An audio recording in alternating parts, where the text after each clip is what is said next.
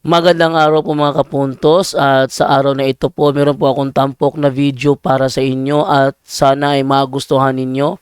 Kaya sa mga bago pa po sa aming channel, please po don't forget to hit the subscribe button at ang notification bell para maging notified kayo sa bawat video na ilalabas ko sa channel na ito. At bilang kahilingan po ng punto por punto team at naway maintindihan po ninyo, sana po wag nyo pong i-skip yung mga ads sa aming mga video. Sa maliit na bagay na po na yan, malaking tulong po yan sa ating programa at sa ating ministry. Sana po maunawaan po ninyo. Maraming salamat po, kaya wag na po natin patagalin. Simulan na po natin.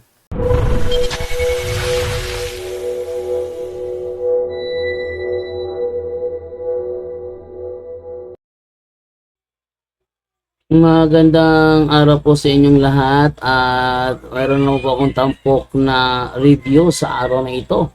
At pagkakataong ito po tungkol doon sa imahe ni Saint Michael the Archangel. Ito talaga ito ang very well known na imahe ni Saint Michael the Archangel, ano? Kung saan siya ay matapang na meron siyang daladalang parang timbangan, and then may espada, at kung saan kanyang tinatapakan sa ulo ang demonyo. O, tinan ninyo ha. Yan. So, ito ay isa sa mga kilalang litrato ng Saint Michael the Archangel versus ang demonyo. Pero minsan talaga yung tao talaga hindi nawawala ng katanungan. Alam nyo bang isa ito sa mga itinampok na itanong sa punto por punto? Bakit daw? Nung aakmain ng sasaksakin ni Saint Michael the Archangel ang demonyo, bakit daw hindi raw tinuloy? Kaya minsan naisip ko rin kung bakit nga kaya na hindi pinakita talagang sinaksak, ano? So, maganda ang ating ipasagot sa ating mga kasamahan dito sa punto por punto. At yan ay sinagot ng ating mga kasamahan. Pakinggan din ko paano sinagot yan. Narito. From Elmer Bitonia. Tanong ko lang po, bakit po si Saint Michael may pagkakataon na siya sa saksakin si Satanas? Bakit di pa niya sinaksak?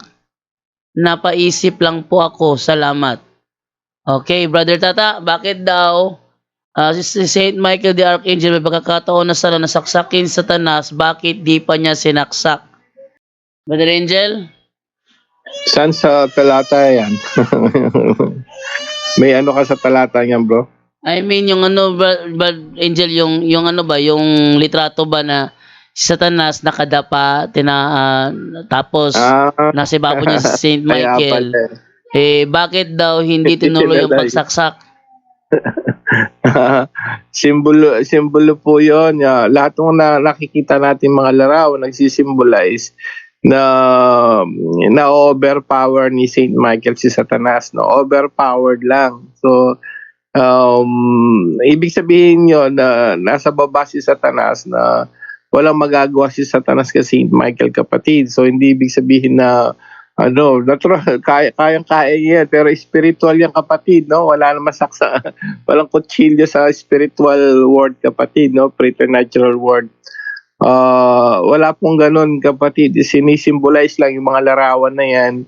Sinisimbolize na larawan na yan na ang mga anghel ng Diyos ay mas makapangyarihan kaysa kay Satanas, kapatid. Ganun lang kasimple yun. So yun ang mga larawan na parang si Mama Mary, di ba? May mga larawan siya na tingnan niyo yung larawan niya, no, na inaapakan niya yung serpent, yung serpent na ahas, no? Tapos mayroon pa kang apple doon. It symbolizes lang doon sa Biblia, na doon sa Genesis 3:15, no, na talagang siya'y dudurog, no? So pinipicture lang, no, and symbolizes kung anong gaano ka makapangyarihan ang mga anghel ng Diyos, kapatid. Yun lang po, kapatid, wala namang ano yun. Hindi naman kailangan yung pakitang masyado na nakasaksak talaga, hindi po ganun, kapatid. Masyadong harsh na yun pag pinakita sa tao. Yan po, at yun po ang paliwanag po ni Brother Angel sa naturang katanungan. But this time, meron na naman tayong iba na bibigyan ng kasagutan. Okay, so, yan. Isa sa mga ating bibigyan ng kasagutan, yun namang video na na sinend sa atin ni Brother Nino Gaton, kung saan binisto ang pandarayang ginawa ni Bacalares na nagpakita daw umano ng referensya kung saan ay ang history daw ay binabago, dinodoktor. So ibig sabihin ang kanyang purpose doon, ba't niya ginamit yon, para ipakita na wag nang paniwalaan ng kasaysayan dahil binabago daw ang history. Kasi lagi tayong gumagamit ng history na ang Catholic Church founded by Christ. So para wag na raw yung paniwalaan, gumamit siya ng isang libro katoliko kung saan sinasabi na ang history ay binabago. Pero may pandarayang ginawa si Bacalares. Eto, panoorin natin yung video. Ninyo Gaton. Yan. Merong sinend sa akin Ninyo Gaton kasi ginamit daw ni Bacalares yung isang Catholic book. Sabi kasi dito ni Lizel Pielago Candol, giyahak yun ni si Pastor Oy. Di na kumutuan niya kay na ako'y nadungog niya nga usbo niya ang nakasulat abi kay wala man makita sa mga tao nga mabasa man na sa Bible. So, ano siya dito na si Bacalares daw pumuputol daw ng mga na at binabago ang sentido. Okay, totoo po 'yun na talagang nagbabago ng si Bacalares. Katunayan, may nai-record tayo rito. Pakita ko na lang po sa inyo yung naturang record na ginawa ni Bacalares. Okay, ito yung naturang record. Wait lang ha. Aklat Katoliko na binago niya ang loob at iniba yung kanyang paliwanag. Pero bago muna ipakita ko muna yung yung talagang yung parte ng libro na siyang pinutol niya, no? Wait lang ha. Sana ba yun? Yung pinutol niya mismo ang naturang libro. Pati ko makita. Na-delete na yata. Na-delete na nga. Ito yung naturang libro. Wait lang ha. Ayan. Okay. Ito ko si screen. Ito yung libro na ginagamit ni Bacalares sa kanyang post, The Church Can Handle the Truth.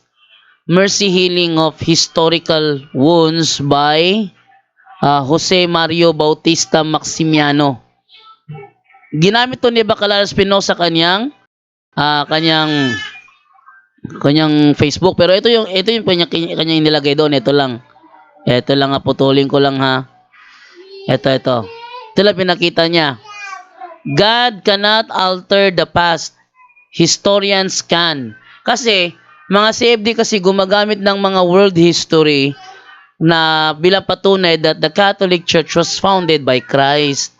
Ngayon, nung gusto ni Bacalares, sirain niyang ganyang pananaw na tayo magbasa ng world history to prove that the Catholic Church was founded by Christ. Kaya, ayaw niyang maniwala tayo sa history. Kaya ginamit niya itong libro na ito. God cannot alter the past. Historians can.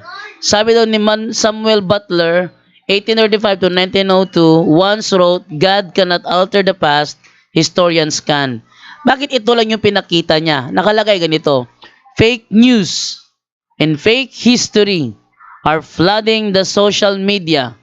In the Philippines, powerful personalities have exerted efforts to revise and distort history regarding the.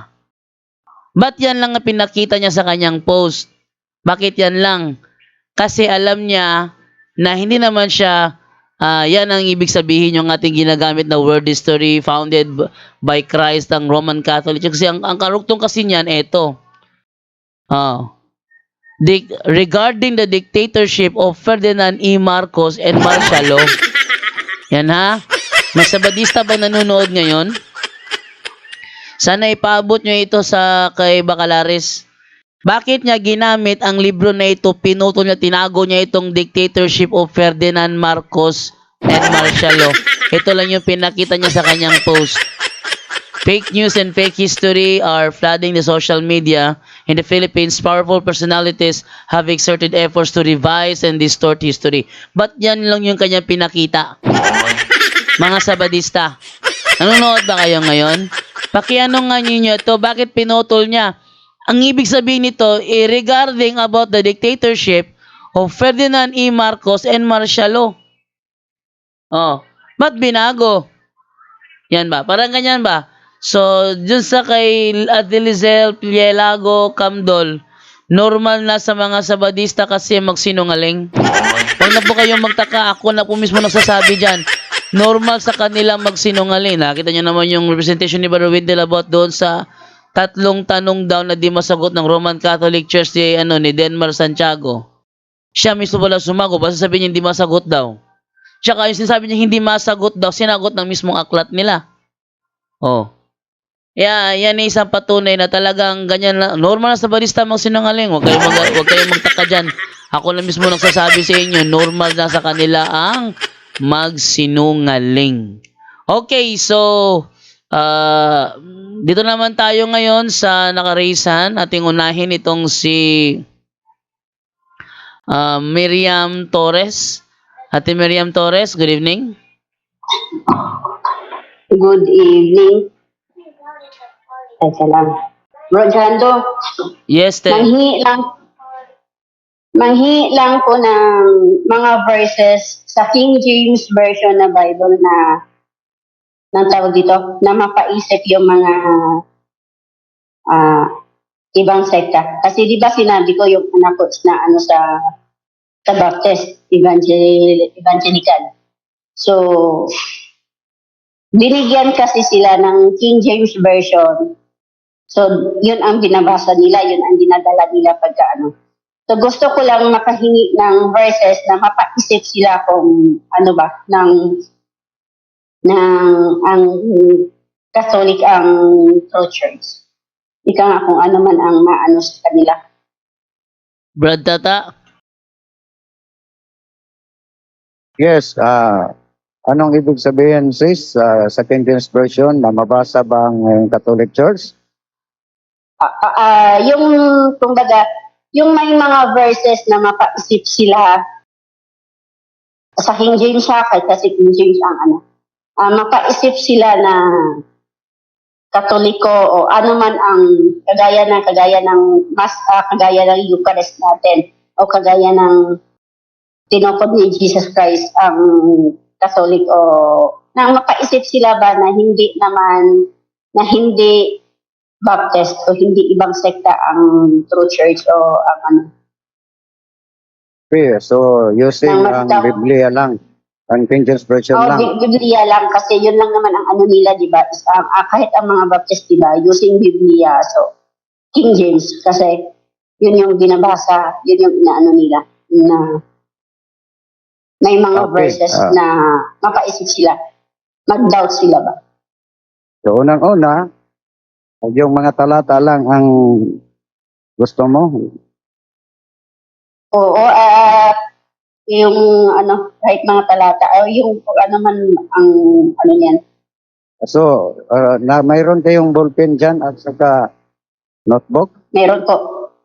Meron Okay, po. pakisulat una yung si Jesus ay nagtatag ng simbahan ayon sa Matthew 16:18.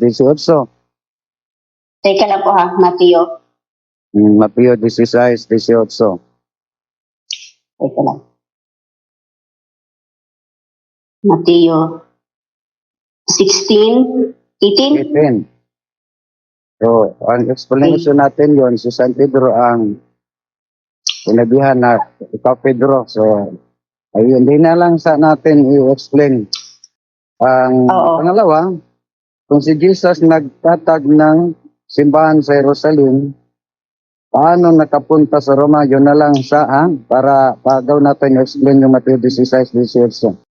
Pangalawa, Okay. Juan 1:11. Juan 1:11. Tina. Okay. Gawa 8:1. Okay. Gawa. Gawa 8. Ono. Okay. Then Mateo 21:43. Mateo. Mateo 21. 21:43. 21:43. Then tapos Gawa 23 11. Gawa. 11. Gawa 23. Hmm, 11. 11 on. Then Roma 1:7 hanggang 8.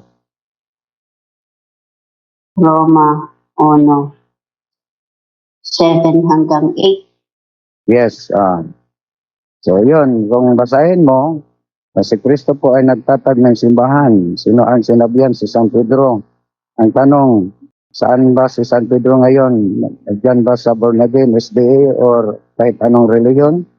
Na sa atin, simbahan Katoliko, dahil siya ang unang Santo Papa at siya pinatay, Enero noong 67 AD, at ang iyang tibingan, nandyan sa St. Peter's Basilica, yung sa altar mismo. Nandyan ang libing. Yung St. Paul Basilica, nandyan din ang libingan ni St. Paul. Then sila kasama na pinatay ni Nero noong 67 AD ayon sa kasaysayan. Pero na yun sa Biblia. Pero silang dalawa ang pinatay at nandyan sa Roma ang kanilang libingan. Pero kung ating basahin, pag basahin mo yung mga talata na nagpapatunay na tayo ang pinatag, lalong-lalo na ang Roma 1:7 hanggang 8 na sabi ni San Pablo, kayong taga-Roma na tinatawag ng Diyos na maging banal. Diba? Sino ang hinirang at tinatawag ng Diyos na maging banal? Sino ang hinirang ng Diyos at tinatawag na maging banal? Taga-Roma. Saan ba galing yung mga protestante? In Amerika. Halos lahat ng mga protestante, made in America sila eh. Maliban lang sa Islam dahil made in Saudi Arabia yun sila. Pero halos lahat ng mga protestante is made in America, maliban lang din yung natatag dito sa Pinas. So, hinirang ng Diyos at tinatawag na maging banal at magpasalamat po kayo dahil ang yung panampalataya na mula sa Roma, yun ang tanyag sa buong mundo. Tanungin mo sila, ano bang panampalataya ngayon na sabi ni San Pablo ay tanyag sa buong mundo? Panampalataya galing sa Amerika o galing sa Roma? Okay, thank you po, Brad Tata. Yun, Okay kasi, lang. So, sa True Church lang. Hindi, yun lang po muna kasi ang panganay ko is nabinyagan na sa ano nila. Tapos tinanong ko siya kung saan ba dapat siya magpasakop ng tawag dito, ng iglesia, ika nga sa simbahan. Sabi ko sa tatag ba ng tao o sa tatag ng Diyos, sabi niya dapat sa tatag ng Diyos. Pero hindi ko na inano, saka pinagdasal ko lang talaga na gabayan sila sa Holy Spirit para makabalik na sa simbahan natin. Kasi ang hirap din naman anong sektang nilipatan nila? Tawag dito, Evangelical Baptist. Yun na ba yun? May din the Philippines yun. Evangelical Baptist, di ba, ano man? I-add mo yung yung Roma 15:16, Roma 15:16. then Tama 23:24. 16 tama ba yun? 23:24. Na si San Pablo po ay nangaral ng Ebanghelyo bilang isang pari at nagpunta siya sa Espanya. Pagdating na sa Espanya, nag-mission siya. Ang Espanya ay naging Kristiyanong Katoliko. Wala sa Espanya, punta dito sa Pinas, ay walang ibang nagdala pari din si Father Pedro Valderrama kasama si Magellan. Okay, thank you po. sad to say lang din kasi nung nangyari yan, dito ako. Tapos, kasalanan ko rin naman. Kasi nung pagsabi nung asawa ko na yung panganay ko is nagsisimba na sa baptist, ang inisip ko rin noon, kasi, okay lang, kaysa naman mapariwara. Kasi yung time din na yon, kung baga kasalsagan ng pandemic is, pagka maraming, yung mga kabataan na hamog. Kung baga, ayaw ko rin na makasama sila doon. Kasi maraming time na yun, maraming kabataan na naging doon sa amin. So, ang inano ko is, iwas ko sila sa ganun. Pero, yun na nga, sad to say, spiritual na Manila na, kaya hanggat maaari ngayon, ko rin, na mag-inject lang ako, hanggat hindi pa ako makauwi, mag-inject sa kanila ng mga verses na pwede makapag-isip. Kasi Pero sinabi pwede- din kasi ng panganay ko na, Pwede, anayahan mo na makapasok sa punto por punto, para magtanong. Brad, lang din kasi ang panganay ko is nag-eskwela, tapos nagtatrabaho, yun lang din. Yun din ang inaano ko kasi hindi rin naman sila, sabihin na natin, hindi naman sila naging pasaway. Natatakot lang ako muna maging ganon sila. Ika nga, sila ba? Kasi wala ako doon.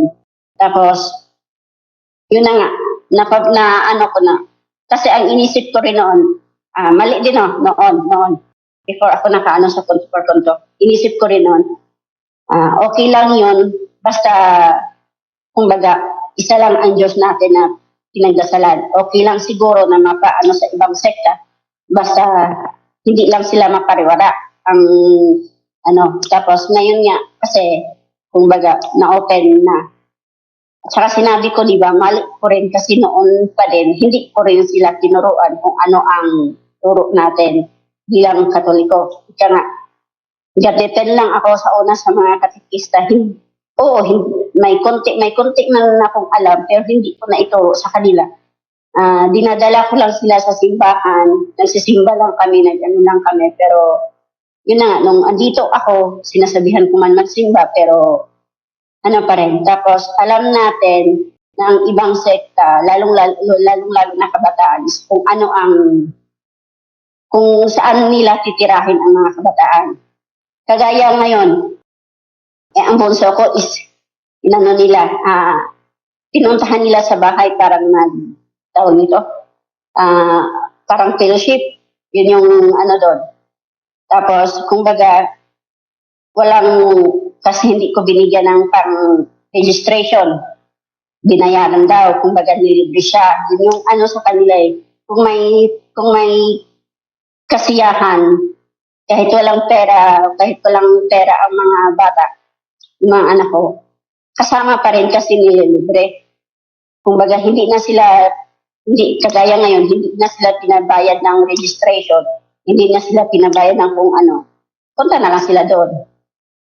Yun yung So, tapos libre ang lahat pa papasahe kasi ibang barangay, malayo-layo. Sinusundo at saka hinahatid sila. Yun yung lang. So, ang lahat ng Yun anak yung mo, natin. Hindi po, ang dalawang lalaki lang po, ang babae isa lang. Hindi. pareho silang na pinuntahan na religion. Pareho lang. Yeah. Pareho lang silang relihiyon na Kaya, pero yun na nga, unti-unti kong inaalam kung ano man ang kagaya niyan, nalaman ko na. Kasi may Bible akong magandang balita. Biblia sa balay noon. Yun yung nakikita nila na binabasa ko noon. Tapos alam ko is hindi nila binabasa. Ngayon kumbaga binibigyan sila ng kung ano man. Sabi ng anak ko nga bunso ngayon is may tatlong King James version, King James na sa bahay. Sabi ko, anong Bible binabasa mo? Sabi niya King James. Kaya nanghingi ako sa ng King James parang mabasa nila. Yun na yun. Yun na lang. Kasi ang Then, hirap- sali na lang sa prayer intention po pag mag-rosary for conversion nila. Ayun na nga yung ko na sana ipadala sa Panginoong Diyos natin ang Holy Spirit sa kanila para magiya sa kanila pabalik sa simbahan natin. Yun lang yun ang ano ko. Prayer ko talaga ngayon. Yun lang yun. Kasi, maano rin, maano sa loob. Tawag dito, mabigat. Na kahit naman sabihin na inaano ko na hindi man sila napariwara, hindi man sila napaano sa mga masamang bisyo, pero andon yung spirito nila is, yung spirit nila is nawala sa ano natin. Yun lang yun. Okay, so ano na lang. Thank you, Brother Tata. Okay, welcome. Sis Thank you, Miriam, Brother Tata. Yun lang. Sis Miriam, Bro i Angel? yes, pwede nyo rin pong i-ano sana sa kanya na tungkol na sa inalam mo ba kung sino yung founder niyan? Kasi yun ang malaking pagkakaiba no? Yung nagtatag. So ngayon, Tinanong ko na, yun lang, Brother Tata, tinanong ko na siya, hindi siya nakasagot. Ang ano niya is noon pa daw. Hindi ko rin naman, kung baga, dinadahan-dahan ko lang din inaano sa panganay ko na kung baga, kung ano man ang natutunan ko dito, kung ano man ang natutunan ko sa mga ano. At saka, kasi, sabihin na natin, kahit naman nagbabasa ako ng Bible doon, o kahit naman nagsisimba, hindi, tayong mga Katoliko kasi is hindi natin ugali o lalong-lalo na yung mga hindi kagaya sa inyo. Magbasa man ng Bible pero hindi ugali na i-memorize kung ano mga verses o mga talata. Kaya hindi kagaya sa ibang sekta na kahit ordinaryong ano lang na memorize ang verses, memorize ang mga talata. Yun eh. Ang sa akin lang din is kaya nga, dinadahan-dahan ko lang din sila ngayon. Yun yung ano ko, kasi hindi naman kagaya ng panganay ko. Ibig ko sabihin, sis, ganito po, no? Hindi mo naman, siyempre, nasa magandang pag-uusap yan, no? Parang pinag-opening kayo, di ba, tungkol sa reliyon.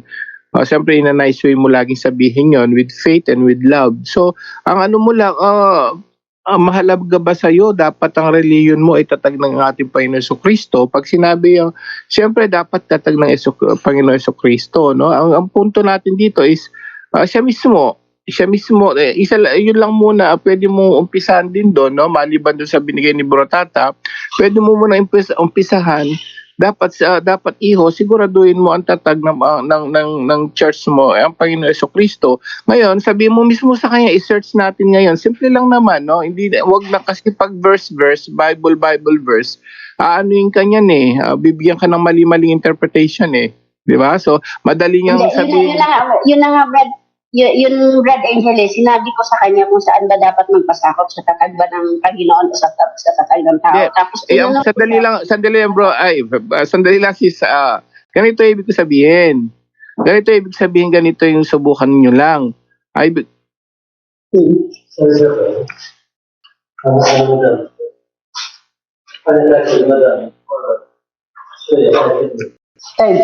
Shaya. Okay na ba yun, te? Okay. Okay ka lang. Hindi, itutuloy ko lang na ipa-search mo lang sa kanya. I-search natin ngayon, kahit ikaw, i-search mo yun, who is the founder of the Catholic Church and who is the founder of the Baptist Church.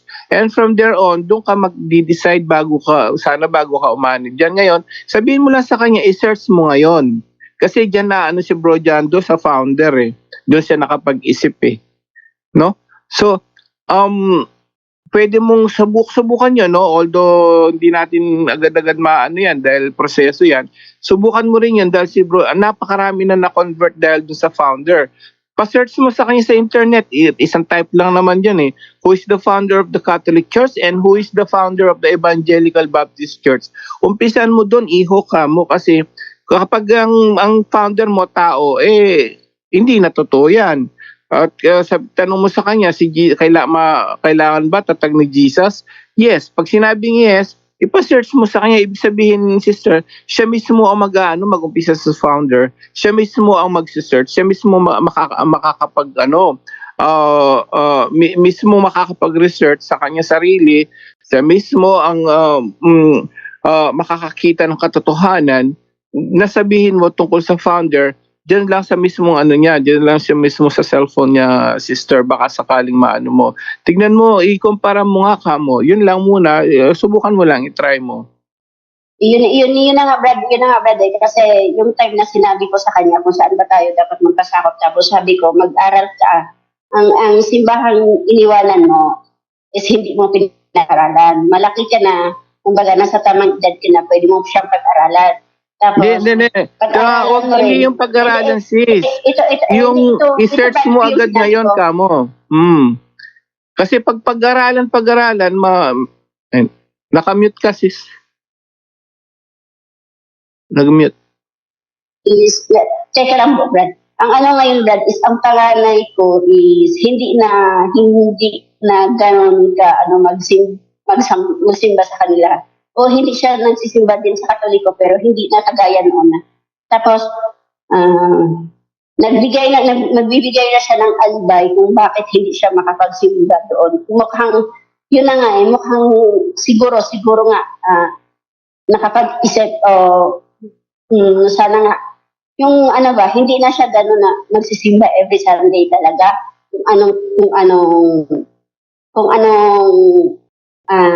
nag-participate kung ano man ang ano nila sa simbahan na yon, hindi na. Ngayon, mas more on alibay na siya na keso ganito, keso ganon. Hindi na siya sumasali. Kahit sinusundo pa siya. Kaya yun lang yung ano ko na sana ano na tuloy-tuloy na ma-open ang mind niya para doon. Yun lang yun. Kaya naghingi ako ng mga verses na rin. Thank you po sa inyo.